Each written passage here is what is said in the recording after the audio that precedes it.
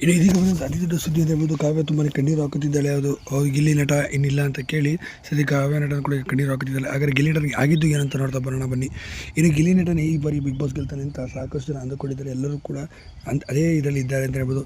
ಸದ್ಯ ಅವರಿಗೆಲ್ಲ ಒಂದು ಶಾಕ್ ಎಂಬಂತ ಈಗ ಒಂದು ದೊಡ್ಡ ಮಟ್ಟಿಗೆ ಅವರಿಗೆ ಶಾಕ್ ಎದುರಾಗಿದೆ. ಹೌದು, ಅದೇನಪ್ಪ ಅಂತಂದರೆ ಗಿಲ್ಲಿ ನಟನ ಬಗ್ಗೆ ಬಂದಿರೋಂಥ ಅತಿ ದೊಡ್ಡ ಆಘಾತಕಾರಿಯಾದ ವಿಚಾರ ಅಂತ ಹೇಳ್ಬೋದು. ಸದ್ಯ ಇವತ್ತು ಮಿಡ್ ನೈಟ್ ಎಲಿಮಿನೇಷನ್ ಆಗಿದೆ. ಈ ಮಿಡ್ ನೈಟ್ ಎಲಿಮಿನೇಷನಲ್ಲಿ ಗಿಲ್ಲಿ ನಟ ಎಲಿಮಿನೇಷನ್ ಆಗಿದ್ದಾನೆ. ಆದರೆ ಯಾವುದೇ ಸೀಕ್ರೆಟ್ ರೂಮ್ಗೆ ಕೂಡ ಹೋಗಿಲ್ಲ. ಸೀಕ್ರೆಟ್ ರೂಮ್ ಕಾನ್ಸೆಪ್ಟ್ ಮಾಡಿ ರಕ್ಷಿತನ ಕೇಳಿಸಿ ಸುಮ್ಮನೆ ಎಲ್ಲ ಫೇಲ್ ಆಗಿದೆ ಎಂಬ ಲೆಕ್ಕಾಚಾರವನ್ನೀಗ ಬಿಗ್ ಬಾಸ್ಗೆ ಅರ್ಥವಾಗಿದೆ. ಇದೇ ಕಾರಣಕ್ಕಾಗಿ ಸೀಕ್ರೆಟ್ ರೂಮ್ ಟಾಸ್ಕು ಯಾವುದೂ ಕೂಡ ಮಾಡಿಲ್ಲ. ಗಿಲ್ಲಿಯನ್ನು ಎಲಿಮಿನೇಷನ್ ಮಾಡಿದ್ದಾರೆ. ಸದ್ಯ ಬಂದಂಥ ಕಡಿಮೆ ಓಟಿನಿಂದಾಗಿ ಮಾಡಿದ್ದಾರೆ ಎಂಬ ಮಾಹಿತಿ ಬರ್ತಾರಂಥದ್ದು.